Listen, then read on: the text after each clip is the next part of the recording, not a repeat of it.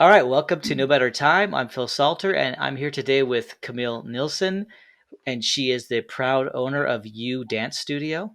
It's a dance fitness kind of situation. I'm not trying to think of how to describe that. How would you describe it, Camille? It's a dance studio where we kind of have equal parts of fitness and dance fitness for adults, and then kids classes, more like a typical dance studio where they start in lower levels and work their way up with ballet and jazz and hip hop and tumbling and lots of different things. So we kind of Oh, cater to all ages. see, I didn't realize you were doing that as well. Like actually teaching. Oops, sorry, I bumped my microphone. Proper dance kind of classes for the beginning for children. We've I evolved. would. That's awesome. You evolve. That's kind of what we're going to talk about here. Is that process and where it is now maybe looks very different from what you originally meant or sought to be, but which is fun. But one of the things I want to ask you, kind of to kick things off, is just kind of ask you a question about like money as a child. I always am curious because people have different places now with money, and we all have our own journey. We can start strong and we can make mistakes. We can have major problems with money and end up becoming like, really successful. But for you as a child, what was your relationship with the money? Did you get an allowance? Did you save money? Did you spend every penny you made? I'd say my everyone I think has natural inclinations that they're born with money because I have a twin sister and we view money very differently, except we were raised in the same home with the same parents. Mm, But growing up, we had an allowance. We worked for chores and got extra money. As far as saving, I was always kind of helping pay for dance because it was expensive, and I was in a family of 8 kids. me But too, as actually. yeah. Yeah. But as far as having like my own checking account or knowing how to really run my own finances, I don't think I really knew that until like near the end of college. Like I don't think Mm, I really knew how to be responsible by myself financially without support of just managing the money. Like I could always make the money, yeah. but managing it and controlling it, I don't think I ever felt like I was really encouraged or taught that. And I don't think I had the like like my sister, she always was super involved in finances, but I don't think I had Hmm. like, that urge to really go for it. And I don't think I had the worries either. Like money doesn't like worry me really. I Well, think it's that's just nice because it's a like if natural it, blessing, I think, to not have to worry about it. Because some people worry for nothing, yes, and some people worry when they should, or should yes. they should worry, but they don't. I don't know. Anyway, So it sounds like you've been blessed to be able to have an abundant life, and also you haven't stressed about it unnecessarily, which right. is nice. That's a blessing for sure. You don't want to be on either side of those things, where you're stressing all the time because you really just are struggling. How do I feed my family? Blah blah blah. Or hey, I'll just go and no crazy dad. Who cares? These are all different things. But Yeah. that's very interesting, and I agree. I have. We all have our predispositions towards this kind of stuff. Like I have a brother, my younger brother. I brought him up before. He's always been really good with money, saves, disciplined, and I was the opposite. Like if I had money, I feel like I need to spend it because like it'll just disappear either anyways, right? Right. So interesting kind of things we learn and as we grow. Very cool. So I'm kind of curious, what got you originally interested in dance fitness? Sounds like you grew up dancing as a dancer, and then where did it kind of tip where you said, "Hey, obviously you have to be fit to dance, but let's actually Mhm. make dance fitness a thing for you." So, like, I always danced, and I also always taught dance in some capacity. Like, typically, typical dance studio, I would teach ballet to kids. But then when I moved to Seattle with my husband, we had 2 little boys, and that kind of changed everything. Having kids and wanting to be a stay at home, I found that if I taught dance fitness, which I started out teaching Zumba, Mm. I was like, this is perfect because I just go to the club, Gold's Gym, 24 Hour Fitness, Vasa, whatever. I drop off my kids at their little daycare place and then I teach and they pay for the daycare and I get paid to teach and I Mm. get to have fun. I get to work out. And so it was kind of like, it was already a job I would have loved no matter what, but it was like perfect for my family life. Yeah, I it got really, combined your passions with your what you needed a job to look like for you. so I would teach like 6 to 10 classes a week and just take my kids all over and then I'd just be home with them. But they were little. They were like 6 months old or 7 months old and 1.5. They were only 1 year apart. Wow, that's like boom, boom, right? Yeah, so we were really busy. Yeah. And then so then like you were teaching Zumba, and then was that kind of the whole time you lived out in Seattle? That was something you were really involved with.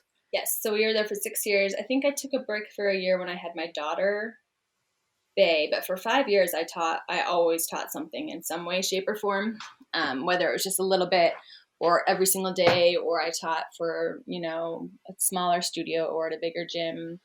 But it was just like I got paid to work out too. Like I was like, this, Mm-hmm. I'm going to work out anyway. I might as well do it. And I'm really social. I really like people. And so it was really fun. So you're And building a community out there. Probably is a way to oh, make yeah. a lot of friends and I build made your a lot of tribe. Yep, and it was Seattle, so there's so many people in such a small area. Mm. So many different people. I made some really really great um, friends through the community, and one fellow instructor and I became really really close. And so we started to teach together more, like for fun. And then that's kind of like what started me in the direction of like, oh hey, I can probably take on more than I have, because she started teaching like a kind of a small company where we'd rent out places, and I was like, hey, I want to work for you, and she was like, yes, and so I would teach for her, but then we kind of were doing our own thing away from like the big box gyms.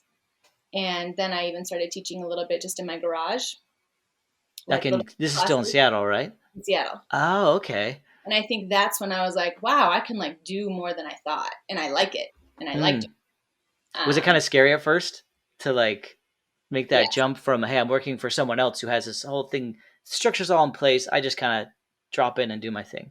Now it's Yeah. like you're in When I control. started, even just my first class in my garage in Seattle, I was like, put it out there to my friends, and they were all like, yeah, I'll send my kid up for a little summer class. And I just was like, whoa, I just had like 20 people sign up. And it was really exciting and profound. Like I was like, okay, like I'm legit. I'm legitimate. I could do this. Like and I want to do this. And I Mm-hmm. was like, I would pay someone. I'm like, I would pay me to do this. Like I was like, I would trust my kids with someone like me, because you just don't Mm-hmm. know who you're getting.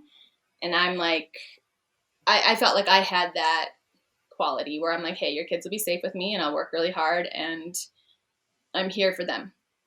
It sounds like that confidence. I mean, that's really key towards your success, and I think in success in general.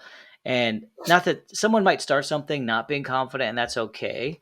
But that moment, maybe when you start to really believe, oh, I'm good, and yeah, I would pay me to do this. Yeah, Then like you can really get behind it and sell it with like conviction and passion versus like I don't know, I got this thing, and you're like it's not going to sell it as well. I don't think. I know it's crazy the difference. It really is. It's like there's so much opportunity out there, but you really have to be wanting to tap into it and believe you can.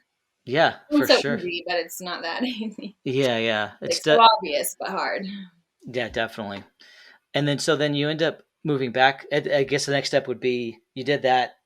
It was that hard to leave behind. You kind of had created this business that out there. Oh yeah, like just having my own little thing, like very little thing was great, but then getting to work with my friend, she just her little community was getting big, and I was a big part of it, and I loved being a big part of it, but I loved not being in charge. But I was like there for it all the time, worked really hard, paid well, loved it. We worked with my Hmm. family life because I had 3 kids at that point. So I was so sad to leave. I didn't want to move. I didn't want to move. Eric found a job he wanted, and he we kind of did it for him, and I didn't want to, and I was really resentful, like very resentful. Because I was like, you're making me give this thing up that I kind of feel like I've been here this whole time, and all of a sudden in the last year it was like this amazing opportunity, and everything else in my life was just going really great. And I was like, I don't want to leave. I don't want to start over. Like I was like, not yet. Yeah, So I was that bummed about that. yeah. So it's hard like to leave that and come back here. Not that you didn't see maybe some positives, but leaving this thing you built, your friends, your business, all these things. And it's one of those things that you need to be there for. I mean, I guess maybe we've learned with COVID that there's ways to do things a little more creatively from Yep. a distance, but still, it's kind of we And this is hard. exactly 2 years ago. We moved Yeah. at the end of March, so just barely over 2 years ago. But yeah, I was just like, I'm not ready to do anything on my own. Like, I'm so happy in this position, and I want this position to grow. But also, I knew deep down I had seen myself do it on my own a little bit. Yeah, that little thing in your garage, not on the same level as your friends. But I was a huge eye opening experience, and like with my friend, I was like, you should want me to work with you. I'm awesome. Like Yeah. not like that, but I was like, Yeah. I'm an asset, you know. And I was Oh, like, yeah. I just want to go be an asset. Like I'm happy to be someone else's asset. You know what I mean? Yeah. Moving, I was like, I was upset that I was going to be in this position where I was going to have to decide, do I want to come here and work for someone and be like their asset, like someone I don't know, right? I don't Hmm. want to go to, or I don't want to go to some small studio and work my way up again. You know, at this point, I was like, I'm like 36 years old. I don't want to go and teach to some little kids and not get paid very well Yeah. and not feel very valued. You know, I totally understand what you're saying. It's you can tell you're kind of torn because you didn't want to just be another cog in someone else's system, but you also were like, do I really? It's not easy to build your own thing from nothing. But no, I want to you like you want to be a boss, but also like that doesn't come easily. no. So what am I gonna do? You come out to Utah Well, and and you super competitive. a lot of dance. There's a lot of dance, like there's a lot of opportunity, but I was like looking at every amazing studio or every studio that's not even amazing, but they're doing really great, right? And I'm just like, oh, I don't want to like have to fight my way out there, you know, and fight for people to like, because I was always like, there's like 50 other women just like me, a stay-home mom. I used to be blonde and taught dance, Hmm. taught fitness. Like I was like, I am like literally a carbon copy of so many women to the area I'm going. I'm like, I don't know how I'm going to stand out. You know what I mean? Was that like a you think that was based? I mean, obviously there's a reality. There's a lot of dance, a lot of competition, but do you feel like in reality there? What did you learn? I guess like what got you to say I'm going to try it anyways. I'm going to try. Is it because you decided I'm going at a different angle, or hey, there's enough to go around even if there's a lot? Like what got you to, I guess, blow past those doubts Yeah. and probably fears in a way too? I mean, I think I definitely was like, well, I think deep down I knew I was going to have to do it. Yeah. And so we found our home, and our home had a large RV garage. And my sister looked at me and she's like, you need to start a dance studio. And that I already had those feelings, and that was like the center, you know. I was like, okay. And so at that point, I thought, well, I know I can do it. I believe in abundance. Even Hmm. though I was afraid of the competition, like I totally believe in abundance. And honestly, that came more and more, even more now. I believe in that more now than ever before after doing this for 2 years. I'm like, there's always more people. There's always somebody, you know? Hmm. And like you don't need to fight over locations or people or, you know, the product you have. You know, there's just always going to be more. But I think coming and knowing we had the studio, knowing I had the skills and I had the time, kind of like I had been spending all this time teaching in Seattle, so I'm like, well, I do have the time, and I have a studio at my own home, so I can Hmm. make my own hours, you know. And so as long as we were okay investing money into turning the shed into a studio, like with all the stuff that goes on the inside, then I was like, I'm not paying rent, you know. Um, so yeah, I just kind of like put those blinders on, and anytime I got nervous, I just was like, keep going, work, Yeah. go choreograph, go market, go like nail up some lights, go put the floors in. Like, I mean, Hmm. it helped a ton. Like when you just like shut up your fears, like it helps a lot. Just move forward with confidence and based on like some real information. You weren't just saying, "Hey, I've never danced before. Why don't I start a dance studio?" You know, like you had experience, you had skill, you'd seen what you'd done in the garage, and this is better than the garage. I got a whole place here that I can Yeah. make Oh yeah, legit in the a big one. studio. Yeah. And was there a time in the beginning where it was kind of scary to say out loud, "This is what I'm going to do," out of fear of people saying, "That's stupid. There's so many studios. Like, why would you even think you could do that?" Was there a fear of Well, that feedback? yeah, oh yeah. I mean, I was like, I'm gonna fail, or like, what if I fail? You know, and I just Hmm. kind of telling people, oh yeah, like I'm starting a studio. You're like, do I go loud and proud? It's like I learned in Seattle to not be afraid. Like, you know, people are like, don't apologize for yourself, you know, don't be afraid. And it's true. I'm like, so many people sell stupid stuff that they're like, oh, I don't want to hear another person selling skincare, you know, but I'm like, who cares? Like, they, Yeah. I can tell people I teach dance, and if they want to come, they'll come. And if they think I'm annoying, they'll think I'm annoying for like a minute, and then they won't care anymore. They'll Yeah. be like, oh yeah, you know, like they're not going to sit around all day long worrying about me. But I'm like, if I don't put myself out there, I'm going to lose hundreds of potential interests, right? Yeah. It's so Right. true. Yeah, I kind of got over it. Like your podcast, you're like, if I tell people about this, that's going to do way more for me than if I maybe worry about bothering one person. Yeah. And that's the thing I'm kind of learning is people are much more open than we ever realized. And people aren't sitting around being like, I mean, yeah, you have those moments where it's like you see someone who's like part of an MLM and they're talking about it. And it's not so much that I'm annoyed they're doing it. I put myself in their shoes and think, man, I'd be so scared or nervous or Yeah. embarrassed to do that myself. But I Yep. don't necessarily think I don't think badly of this person for going for it. Oh, Right. yeah. Well, So there's the one person that's like, I want to buy that, yeah. And right? then the people that So, obviously it's working, like there's enough people that are interested. And if someone is upset that you're doing something, then it's like, well, that's really their problem and I'll just move on, you know? yep. So for sure, Well, that's a really great attitude.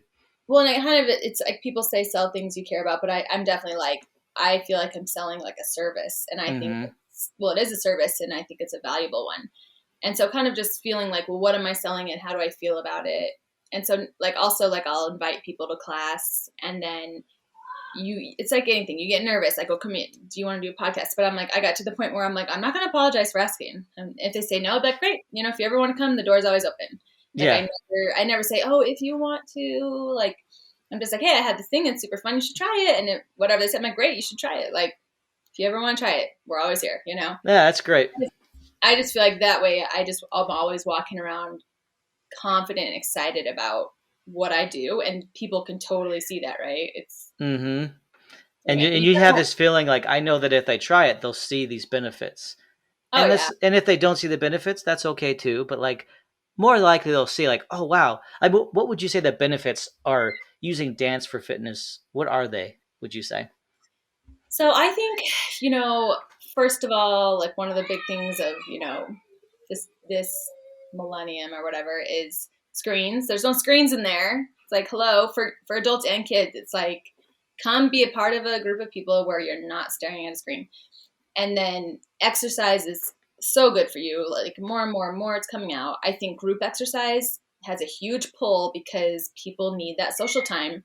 Not Mm. only like that social community feeling just in that 1 hour class, but it also pushes the group harder. Like Mm. everyone in that workout room looks a little bit harder than they would alone. Mm. And also, as far as dance goes, dance is a really like emotional activity with the music and the movement.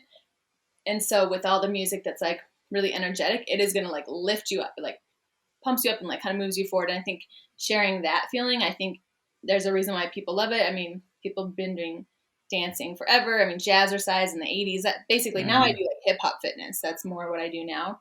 But Zumba was huge for at least a decade, and it's still popular. Hip hop, dance fitness, all sorts of things, dance hall. There's just so many different ways to dance, and I think having people together in a room and working together and also learning, like dance is different than running. Like your brain is like constantly moving, and I think that's so good for your mental development and like connecting wires. Like I know Mm. as you get older, they really suggest things like dance fitness for the elderly even, because it keeps your brain working more instead of doing just like a walk around the block. Yeah, and So there's a lot of research on that too. that's why I keep seeing old people doing hip hop dance on the streets. No, I'm just kidding. Right. No, but In that's my really class, cool. we got some old people doing hip hop. Yeah, nice. That's awesome. I'm like, I don't plan on stopping anytime soon. Well, good for you. I don't see why you would. It's really growing. In fact, just as like maybe a final thing to kind of go over, I'm curious. We Yeah. mentioned earlier, like you started kind of. I remember it's been kind of fun watching you on Facebook posting things and seeing the studio space evolve and improve, and being kind of very simple. And now it's got like, I believe even like air conditioning and like lighting and all these cool Added things. a lot. A lot. And so like, was that each time you had to get to a certain point, I guess you say, how did you decide when to invest more into it? What was that calculation? Like, hey, if I do this, is there a reason, like, because I know I can get more people coming because they'll be more Right. comfortable, or what was kind of behind those upgrades? Right. I mean, and I'm definitely a lot more different now financially than I was before, like a lot more calculated. So Mm-hmm. you really can learn and change as you grow up with your finances. So that's been like a learning experience for me. But definitely, I invested a lot early on into the studio from savings. Almost all the money I had made in the last year in Seattle, I put all into the studio on my own. And then we did like the bare minimum at first. Like we just needed floors and mirrors and music. And people still came to like a blazing hot shed in the summer in Utah. Mm-hmm. And then in the fall, it started to get really cold because the shed didn't have insulation. And so by the time it started getting cold, I'm like, okay, I need insulation. I need a heater. that was a big chunk of money. And then I didn't do much. And then I started getting more income. And then the next spring I added like more like the decoration, like shiplap on the walls, like a closet, Mm-hmm. some wallpaper. I worked on making the ceiling look more like a nice ceiling. Like, but with everything, I just would look through all the options and get ideas from everywhere I could look. So I wanted the place, like people are like, well, you didn't really have to decorate. And I'm like, well, I wanted this to look nice for me. Like I don't want Mm-hmm. people to walk in and be like, this is classy.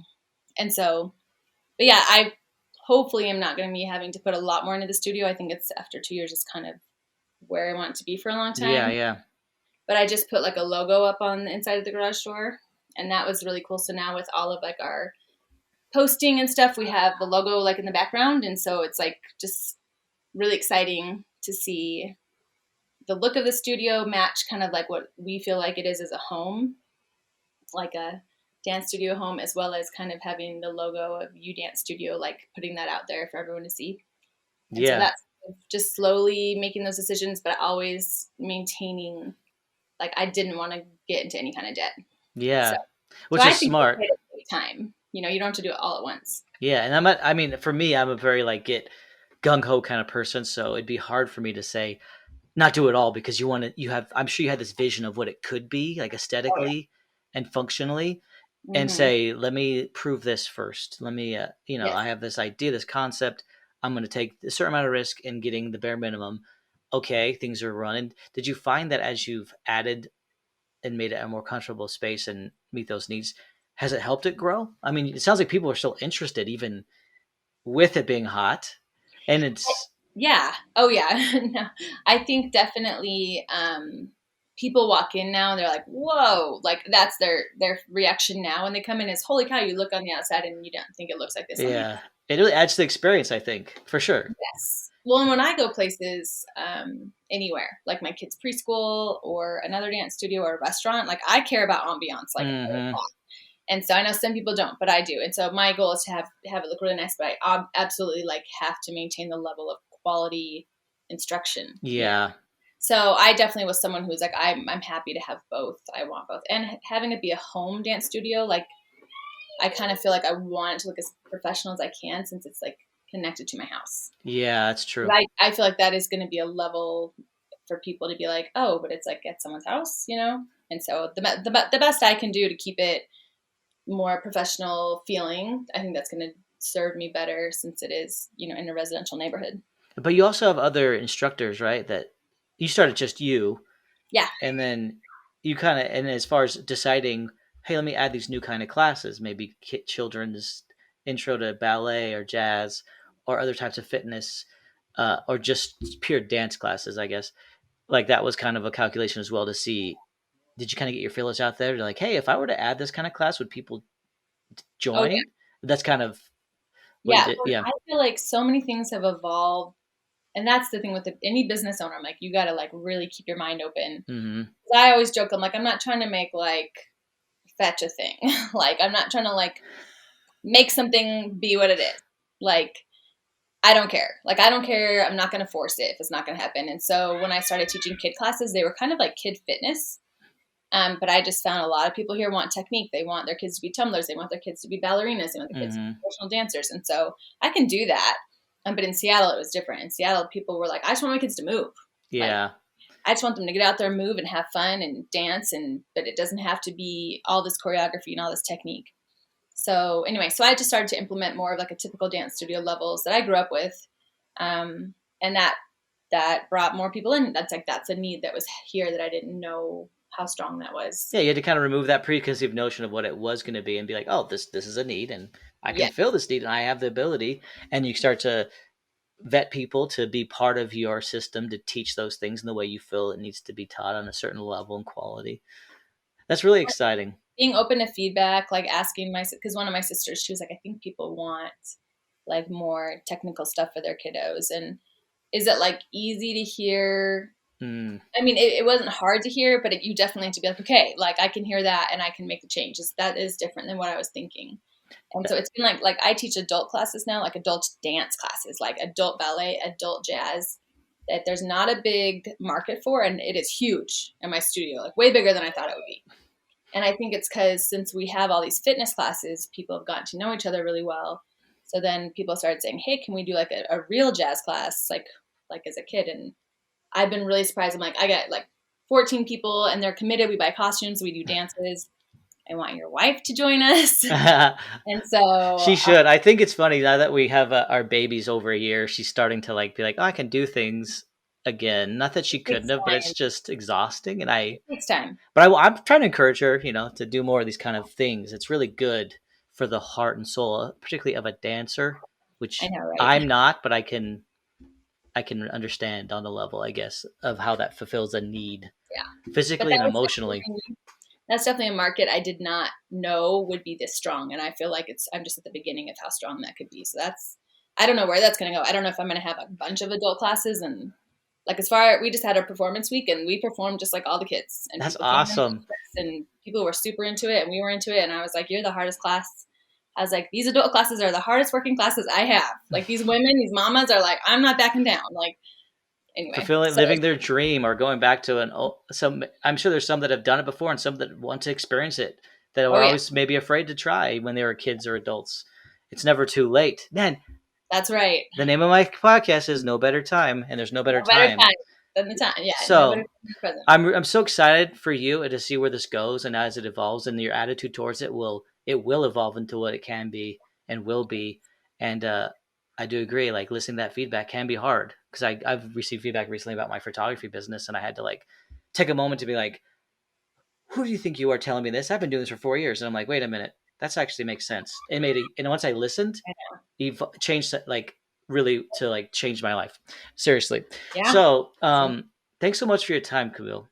It's been Thank you. really awesome to hear your story. And if anybody has any questions about Camille's for Camille that I Mhm. could forward on to her, you can email me at nobettertime.podcast@gmail.com. I'll get them to her. If you have questions in general about any episode or suggestions for episode topics, I'd love to hear that too. Please go to Apple Podcasts. You can rate and review my podcast there. Subscribe wherever you listen. So thanks for listening. And just today, just remember is really no better time than now to start something that you're intimidated by, whether it's learning more about finances, whether it's about dancing at U Dance Studio or somewhere nearby by this equivalent, whatever it is, fulfill those dreams and live them. All right. Thanks, Camille. Thank you.